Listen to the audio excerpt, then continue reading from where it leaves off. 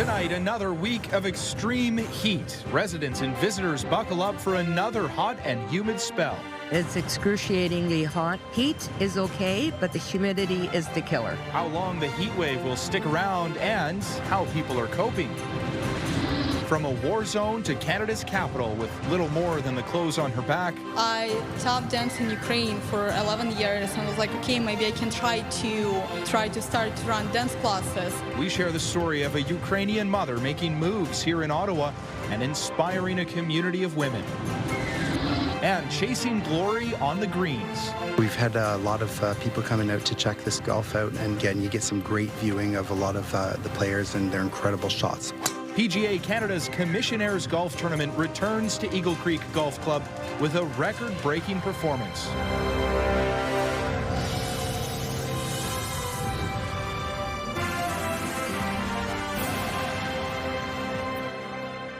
Good evening and thank you for joining us. It's only midsummer, but Ottawa is already seeing more 30-degree days than we typically get in an entire season. The capital is under yet another heat warning, and this one is expected to stretch until Tuesday.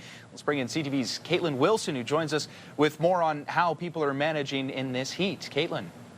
Well, Austin, the heat is taking a toll, especially for those living or working outside. Ottawa remains under a heat warning, and today we saw firsthand how people are coping and struggling to stay cool.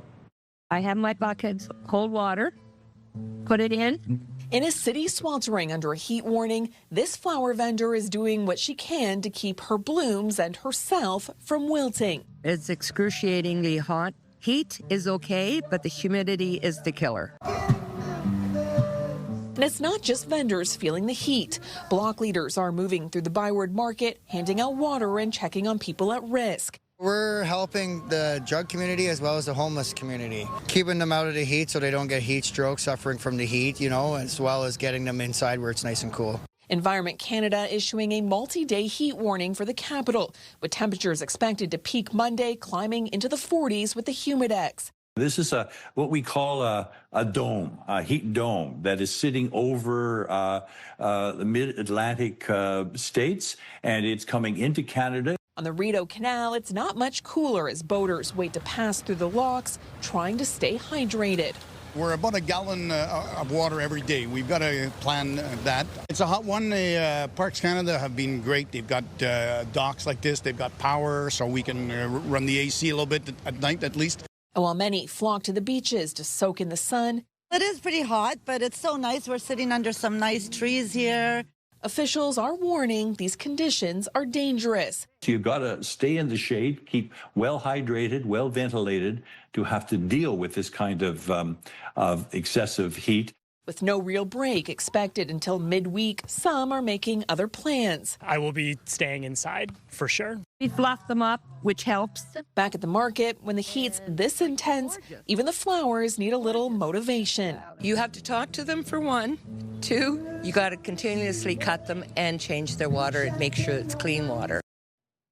Relief is expected by Wednesday, just in time for the long weekend, but this stretch is a clear reminder it won't be the last heat wave of the season. Austin? And I know a lot of people that are hoping that it is. CTV's Caitlin Wilson reporting live for us tonight. Caitlin, thank you for this.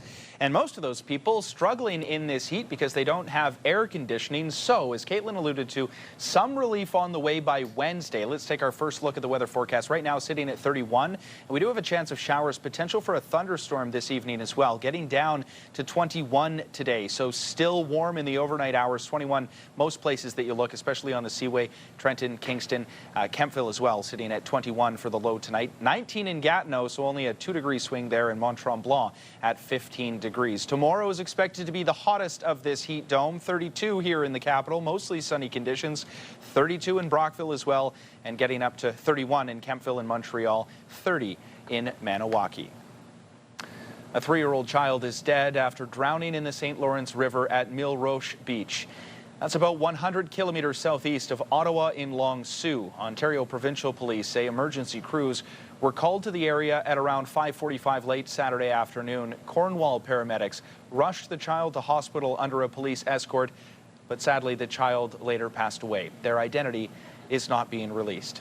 And the OPP says a 28-year-old driver has suffered life-altering injuries after a single vehicle crash about 25 kilometers north of Kingston early this morning.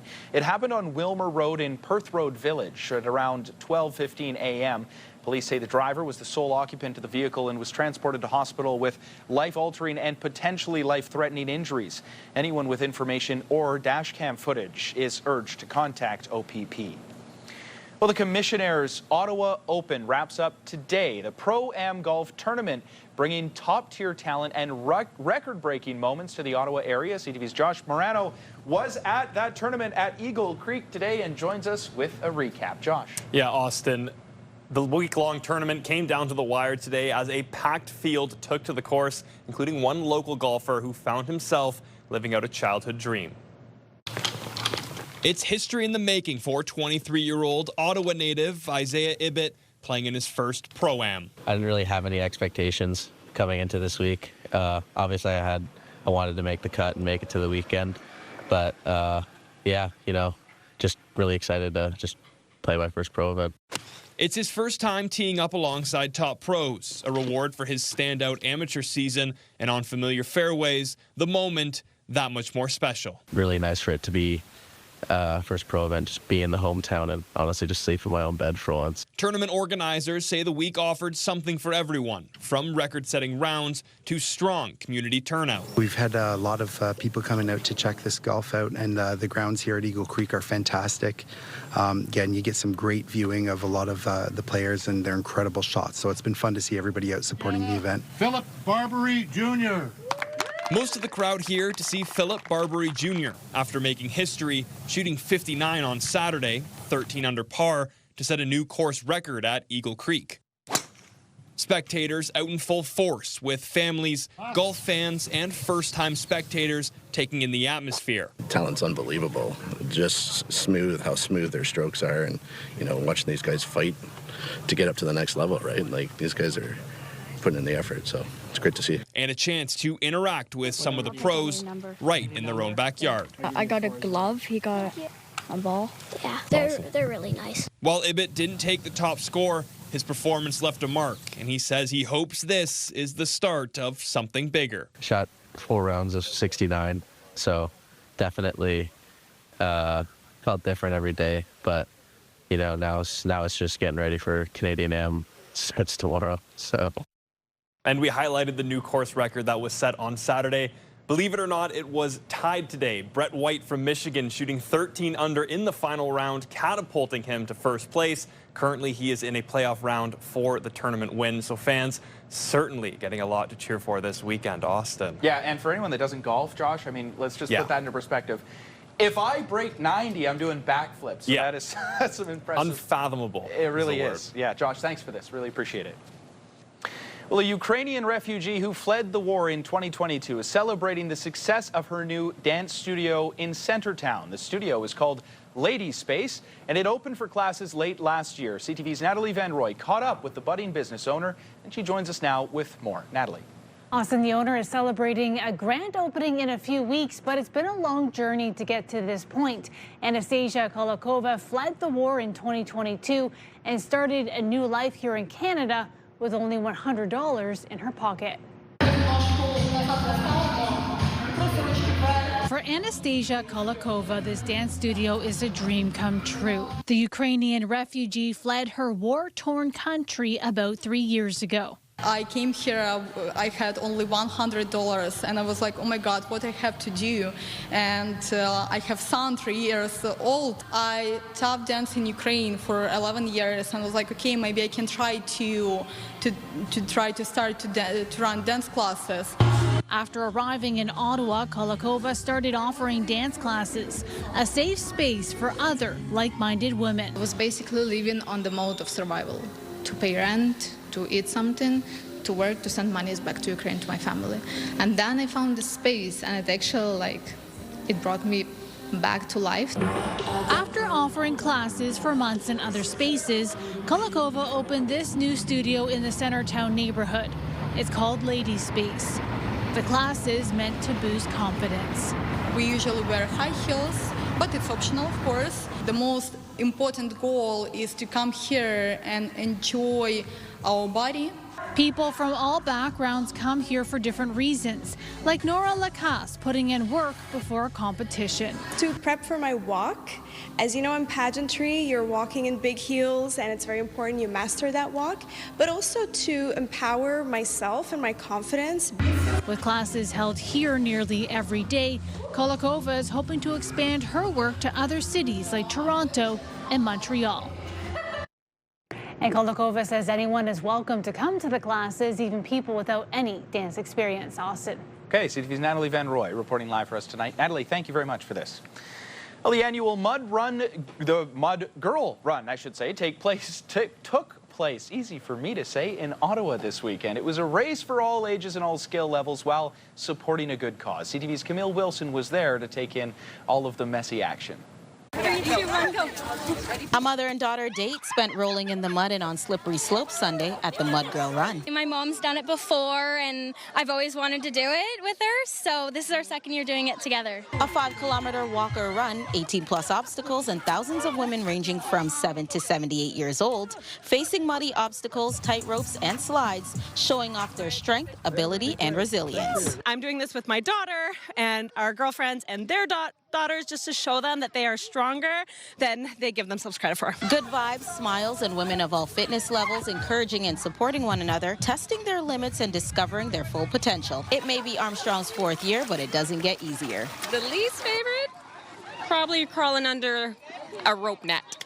Yeah, probably that one too. I feel like my favorite will probably be the slide. We haven't done it yet, but it looks really fun, so I'm excited to do it. The event empowering women through sport and helping one another, but also here for a notable cause, the fight against breast cancer, to amplify awareness, bring research, and extend support to patients and survivors. We both have a family friend who has breast cancer and's been fighting it, so for her. If you slip, then you'll slide, and giving each other a little push or a pull. Mudslides, mud pits, just a muddy mess with no time limit. We decided to create one only for women, like that they don't feel like judged, or it's not competition or anything. It's just gathering people, doing something fun, something empowering. Some doing it for the cause, while others are using it as a good skin exfoliant. Just enjoying this spa treatment.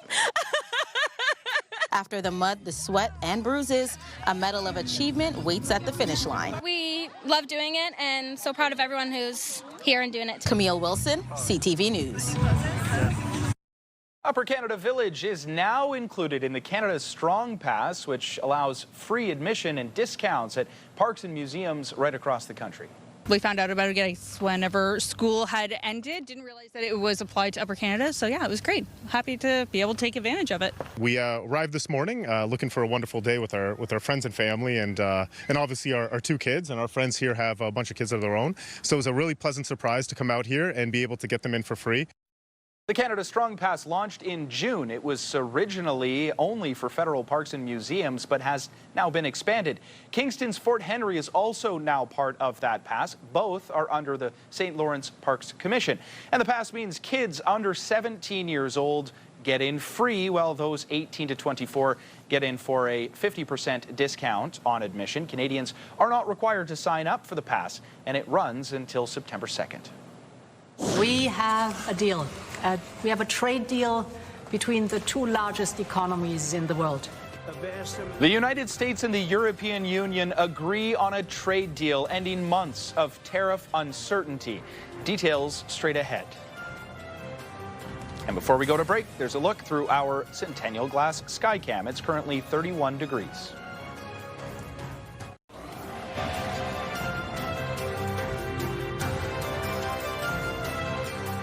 A trade deal has been reached between the United States and the European Union, ending months of uncertainty around the future of trade between the 2 economic superpowers. We've reached a deal. It's a good deal for everybody, I believe. And I think you were saying this is probably the biggest deal ever reached in any capacity, trade or beyond trade. Do you have any questions? The deal, as you just heard, was announced by U.S. President Donald Trump earlier today following negotiations. Trump says the EU agreed to purchase some $750 billion worth of energy as part of the deal, along with investing more into the United States. A 15% baseline tariff rate will also apply on EU goods imported into the United States. The August 1st is there for everyone. The deals all start on August 1st. Most of the deals, other than steel and aluminum, which we've been getting 50% tariffs from, I guess, just about everybody, and those have come in, and we've taken in, hundreds of billions of dollars just on steel and aluminum. You've seen the numbers. And a looming tariff deadline is approaching for other global trading partners, including Canada. Last week, Trump indicated there was no deal with Ottawa, saying, quote, Canada could be one where they'll just pay the tariffs. It's not really a negotiation. Meantime, Trump's team says, or rather Trump's trade deals and tariffs are on the chopping block in court this week. A federal appeals court is set to hear oral arguments in a high-profile lawsuit challenging Trump's use of the emergency powers law to impose sweeping reciprocal tariffs. The law gives Trump some powers to deal with national emergencies stemming from any unusual or extraordinary threat from outside of the U.S., but attorneys representing a handful of small businesses argue it does not allow him to impose tariffs unilaterally. Attorneys for the Trump administration claim Congress has empowered presidents to impose tariffs to address key national concerns. This case is the furthest along of more than half a dozen similar federal lawsuits. Well, many stakeholders are now wondering what Canadian negotiators might be willing to give up in order to reach a deal with the U.S. The Canadian dairy sector has long been a target of President Trump, but farmers are warning about putting their industry in the crosshairs. CTV's Mike LeCouture reports. Peter Reuter puts in 80-hour work weeks on his small dairy farm in Ottawa's South End. He says he makes a decent living because of supply management. We're actually a huge disadvantage compared to the U.S., compared to other farmers, because if I can't find a home for it in 2 days, I have to discard it. And if discarding milk makes you no money. Canada has been ripping us off for years. President Donald Trump has railed against Canada's dairy, saying it's unfairly protected by high tariffs on U.S. imports. Supply management sets production quotas for dairy, poultry, and eggs in Canada. It's meant to provide stable pricing for both farmers and consumers, and it keeps foreign suppliers from flooding the market. But opponents argue it also keeps costs higher. Just in the dairy sectors, costing the average household, up just under $450 a year. Proponents point out the Canadian system keeps farms smaller, insulating them in the event of a major health issue like bird flu. When avian influenza hits a facility of 8 million birds or even 2 million birds, that is a really significant whack to one's ability to supply the population with the eggs they require. A bill preventing supply-managed sectors from being included in future trade negotiations did pass Parliament with strong support. However, there is concern that Canada will again have to make concessions on dairy, poultry, and eggs, like the last time a deal was struck with U.S. President Donald Trump. There's probably going to be some give and take on the part of Canada with respect to our dairy regime, but I don't expect that it will disappear. In the last negotiations, Canada allowed U.S. dairy farmers access to about 3.5% of the domestic market. And Canadian farmers worry if more access is given to Americans, could mean the end of their livelihoods. There's no farmers, there's no food, and if there's no food, there's no us. A message Reuter hopes Canadian politicians remember as they negotiate a new deal. Mike LeCouture, CTV News, Ottawa. The Transportation Safety Board is investigating a small plane crash in Newfoundland and Labrador. The crash happened yesterday afternoon just outside the airport in Deer Lake in western Newfoundland. The company that operated and owned the aircraft has released a statement indicating the crash was fatal. The owner of the company says, quote, "We are devastated and heartbroken by this loss." According to the statement, the incident happened shortly after the aircraft departed the airport, but it offers no details on the number of people aboard. There might be some equipment on board the aircraft that may have or afford some evidence as to what was going on in the cabin at that time. So they'll be looking at trying to piece those things together.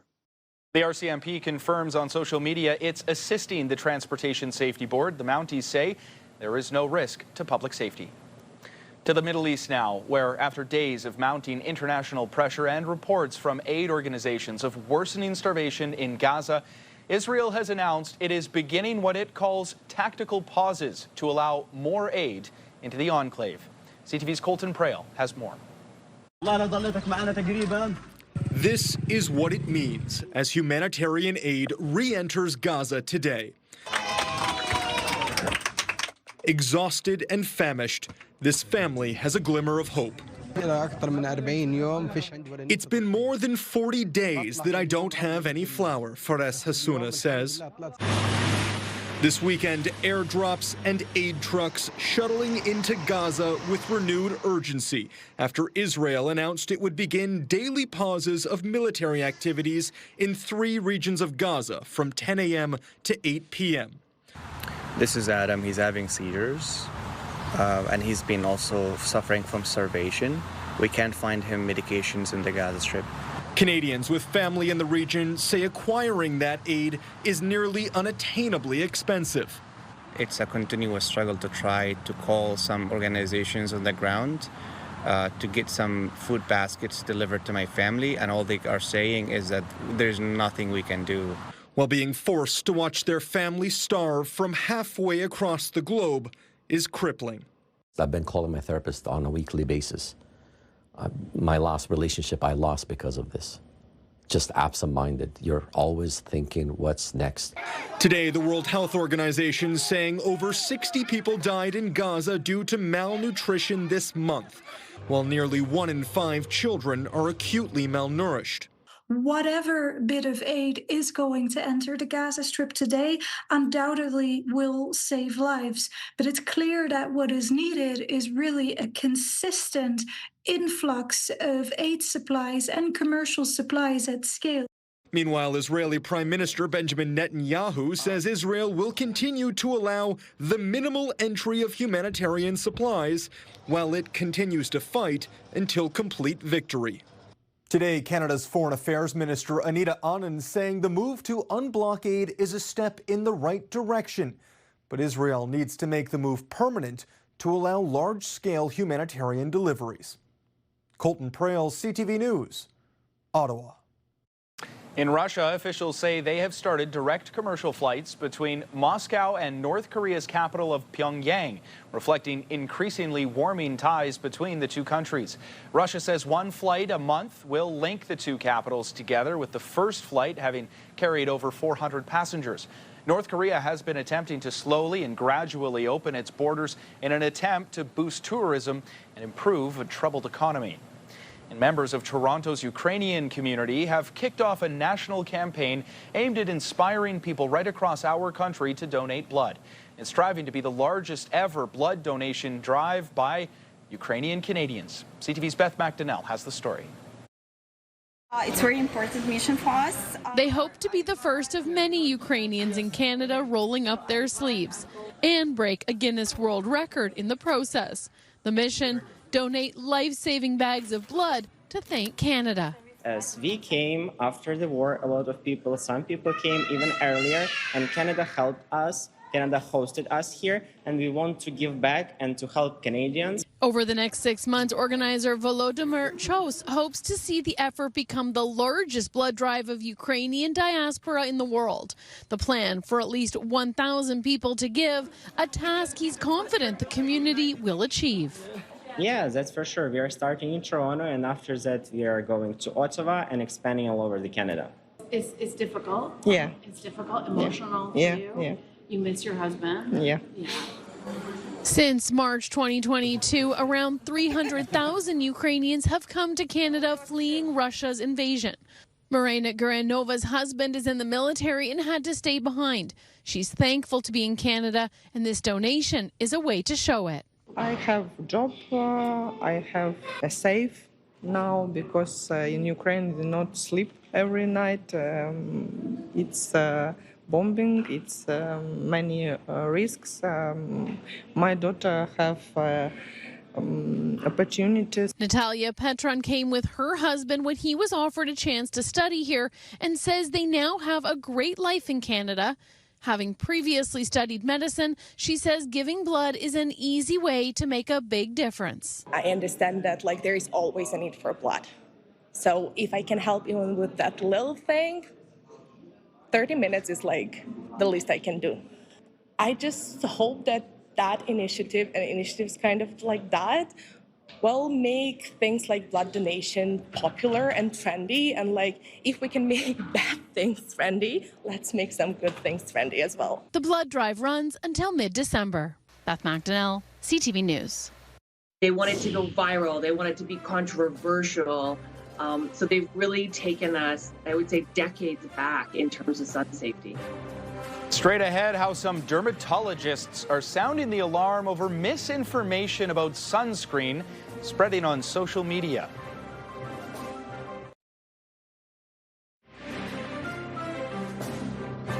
Here's a live look through our Centennial Glass Skycam. It is a scorching 31 degrees out there right now. And of course, Environment Canada has issued a heat warning for much of eastern Ontario and Quebec. Those temperatures in the 30s for this week. And so that is something that we're definitely keeping an eye on. But the humidity is making things feel more like 38 to 42 degrees now through Tuesday. Still a lot of people out and about enjoying and soaking up the sun as best they can while cooling off, throwing a ball for the dog in the water and enjoying the time that they can outside. You can see that heat warning stretching across much of Ontario and, as I mentioned, into parts of western Quebec as well. Right now on the east coast, it's much more mild, 20 degrees in St. John's, 23 in Halifax and Charlottetown.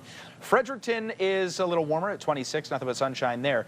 Again, we're at 31 degrees. Toronto's at 32, and that is the hot spot in the province, with Windsor closely behind, also at 31 degrees.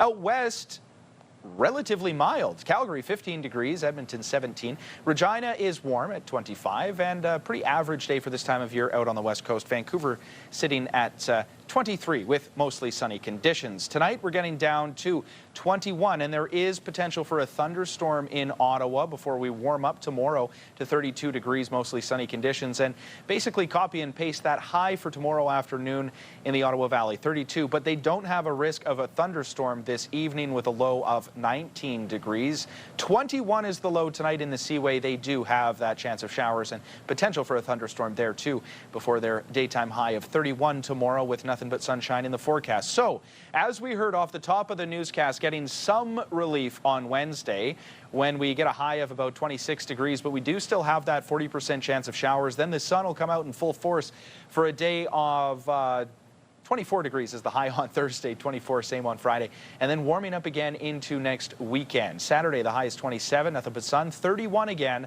on Sunday. So the dog days of summer are not quite behind us yet. Of course, things are still in full swing, and health experts are urging people to make sure that they're using sunscreen. However, misinformation spreading online is creating an uphill battle for those trying to keep people safe. CTV's Kathy Lee reports. The sun hangs heavy in the sky, but Corey Broland finds reprieve in the cool embrace of the shade. He's mindful of the rays for a good reason. It was basal cell skin cancer. Broland was diagnosed last year after a bump on his head wouldn't heal. I had a procedure done in January where they removed it. The 45-year-old admits he was never diligent about sunscreen, but that's all changed now. It's like a regular daily skin cream that you got to put on, so every day I do that. Doctors say sunscreen protects the skin from harmful UV radiation, which can cause skin cancer. But videos on social media like these. Sunscreen is actually bad for you and can actually cause skin cancer. A lot of these are linked to cancer, so this is a no for me. Making it more difficult to keep the facts straight. They want it to go viral. They want it to be controversial. So they've really taken us, I would say, decades back in terms of sun safety. Reviews from American Academy of Dermatology and Health Canada found that there's no cause for concern with normal sunscreen use. Spreading misinformation like that scares me a bit because, I mean, this isn't a hard cancer to get. Skin cancers fall into two categories, non-melanoma and melanoma, the latter being the deadliest form. Data on Melanoma Canada's website shows in 2024, more than 11,000 Canadians would be diagnosed with melanoma, up 17% from the year before. Broland is thankful he wasn't diagnosed with melanoma, but he's not in the clear yet. That one popped up about. He'll need to be treated again for a cancer spot on his face, found shortly after the one on his head healed. They'll just cut it out layer by layer. And until that appointment, Broland will continue to be sun safe. Kathy Lee, CTV News, Calgary. A lot of manpower, and we just simply don't have enough, but also we need aerial support. After the break, we'll hear from residents forced to flee their homes as wildfires continue to burn in Manitoba. We'll be right back.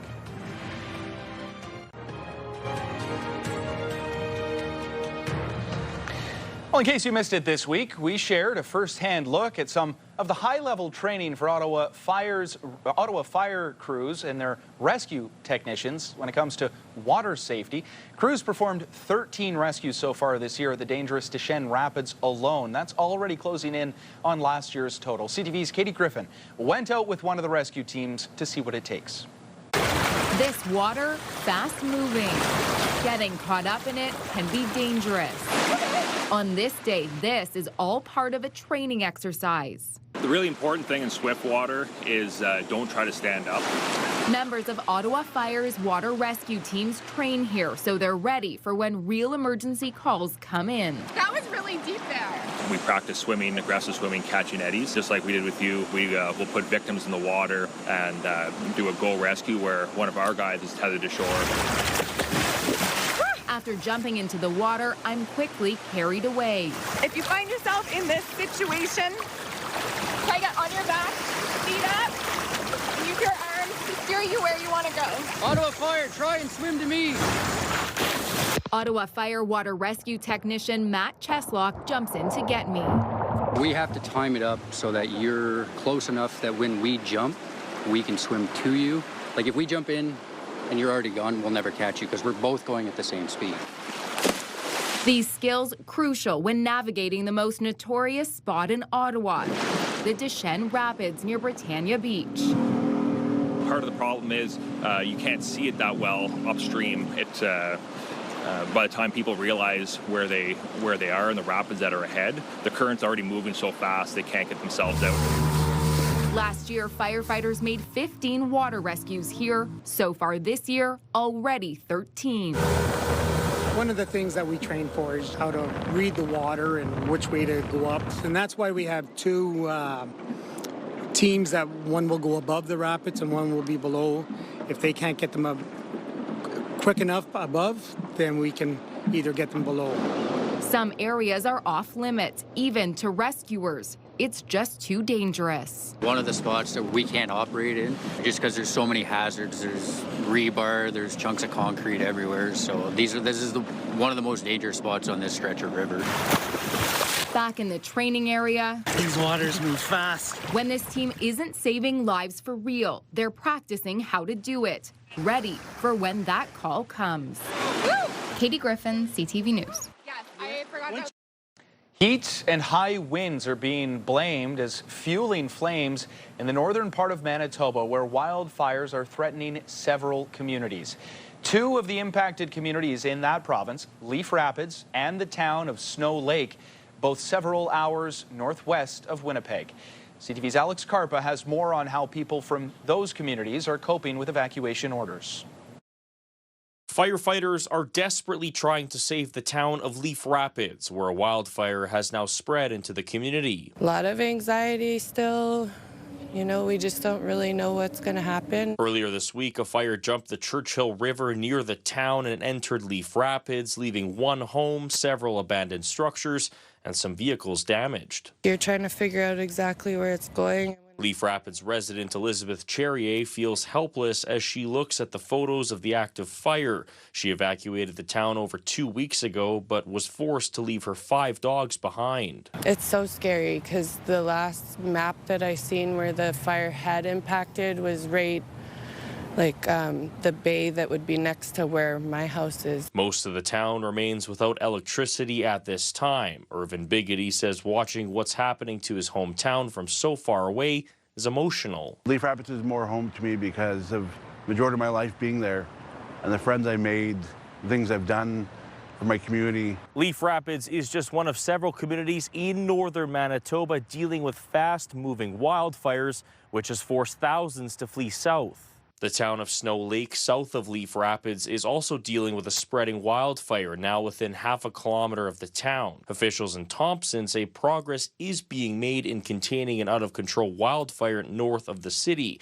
However, advocates say more supports are still needed. You need a lot of manpower, and we just simply don't have enough. But also we need aerial support, we need water bombers, you need helicopters, reconnaissance. As for Cherrier, she is praying she will still have a home to go to when the situation improves. A lot of anxiety, that's the biggest thing, is just your mind is getting the best of you. Alex Carpa, CTV News, Winnipeg. A Prince Edward Island woman has been a caretaker for the province's injured animals for more than 50 years. Now, as CTV's Maria Saru tells us, she's in need of assistance herself. Candy Gallant has a lot of mouths to feed, well, beaks to be exact. At her home, a falcon waits, wings folded. Hares huddle next to baby birds, and Sphinx cats lounge beside handicapped chickens. Nearly 100 creatures living where she does too. I'm the crazy lady with all the animals. For more than 50 years, Gallant has rescued, rehabilitated, and released PEI's wildlife. But now she's 74 and exhausted, still working 18-hour days, taking constant calls, daily deliveries. She's just very tired. And triaging every injured animal. And what happens if I die tomorrow or I break my hip? There's going to be a lot of animals that aren't going to live. That bothers me. Sorry. Without this refuge, many of them would likely be put down. PEI's animal clinics are stretched thin and face restrictions. For example, in 2022, the Atlantic Veterinary College stopped accepting wild birds like these crows here because of avian flu risks. Gallant's hope is her intern will take the reins, but Mary Rose Carson already juggles a full-time job with her animal work. It's very hard to say no when people call and they have an animal in distress. If we have a facility, I believe we'd have more people that can help. A new outdoor cage is being built thanks to $50,000 from the provincial government. But training, awareness, and more helping hands is what it'll really take to keep the rescues going. Gallant says despite the hardship, she wouldn't change a thing. More animals will arrive and her door will open. Maria Saru, CTV News, Miss Cush, Prince Edward Island. Still ahead, marking the 72nd anniversary of the Korean War armistice. Military members, veterans, and families gather at the Canadian War Memorial for a solemn ceremony.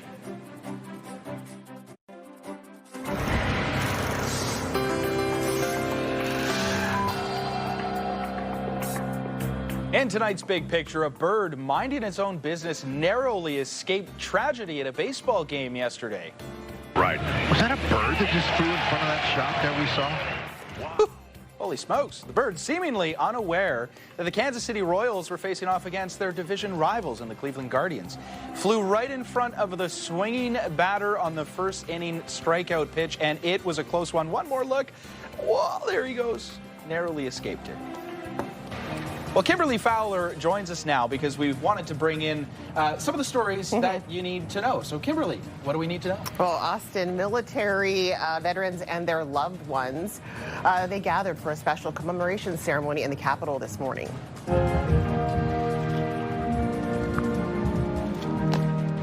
Today marks 72 years since the armistice which ended the Korean War. Among the United Nations forces, Canada sent the third most troops of any nation with more than 26,000 deployed. Since 2013, the country has marked National Korean War Veterans Day on July 27th. On to the races, Sam Salter heads into the clear! Sam Salter, you can't stop him! What a goal there in the Canadian Premier League action last night. Atletico Ottawa reclaimed the top spot in the league standings. Ottawa's goals came from Sam Salter and David Rodriguez en route to the 2-0 victory on the road over Pacific FC. Ottawa is now 1 point up on Hamilton Forges FC as the league's top team. Atletico back at home next Sunday hosting York United. And Canadian swimming superstar Summer McIntosh has won another gold medal at the World Aquatic Championships. The 18-year-old from Toronto finished the 400-meter freestyle in 3 minutes and 56.26 seconds. That's slightly slower than the world record pace, which she set at the Canadian trials last month.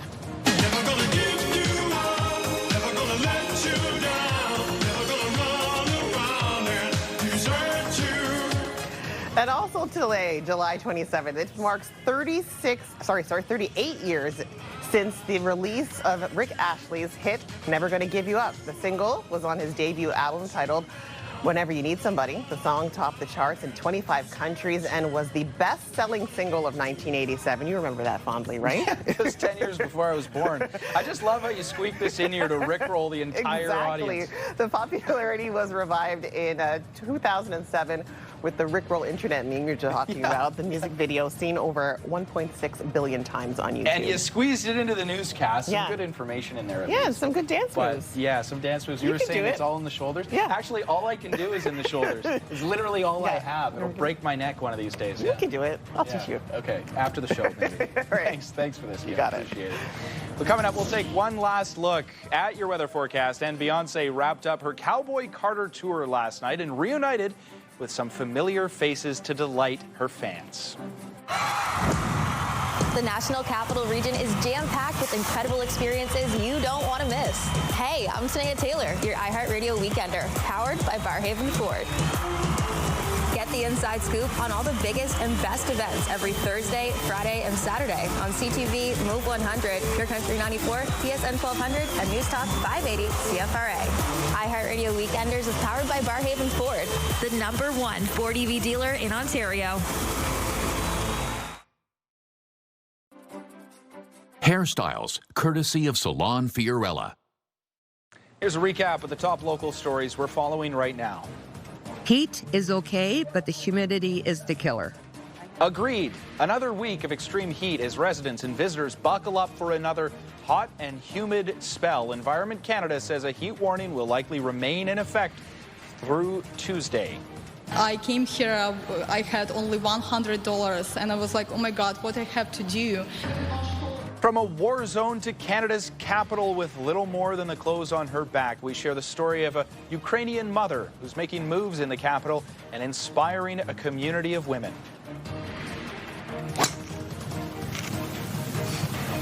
And chasing glory on the greens, PGA Canada's Commissionaires Ottawa Open golf tournament returns to Eagle Creek with a record-breaking performance. 2 players shot a 59 over the course of this tournament. Now, 59 is a course record, and they did it in the sweltering heat. Let's take one last look at your weather forecast. Waking up to 22 degrees. So get the air condition on over the course of tonight because it won't really cool down too much. The low is about 21 degrees. 32 is the high by tomorrow. The rain will likely appear Tuesday with a 40% chance of showers with a high of 30. 26 is the high on Wednesday. Same 40% chance of showers, and that'll be our relief, at least when it comes to the temperature. Time now to check in with our late news team to see what the team is working on. Kimberly Fowler's here. Well, haven't gone anywhere. Still here. Thanks. Lost an NBA champion and the league's reigning MVP. Shea Gilgeous-Alexander was the main attraction at an event celebrating basketball and empowering the next generation of athletes in Toronto today. More than 600 people gathered to shoot hoops with the Canadian superstar at the fundraiser aimed at giving back to the community. And you can get the news anytime, anywhere at ctvnewsottawa.ca. Join me tonight for CTV News at 11:30. Thanks, Kim. Looking forward to that. And finally for us tonight, singing megastar Beyonce capped off her Cowboy Carter tour with a bang in Las Vegas. Yeah, last night's farewell show featured a starry lineup of surprise guests and some old friends.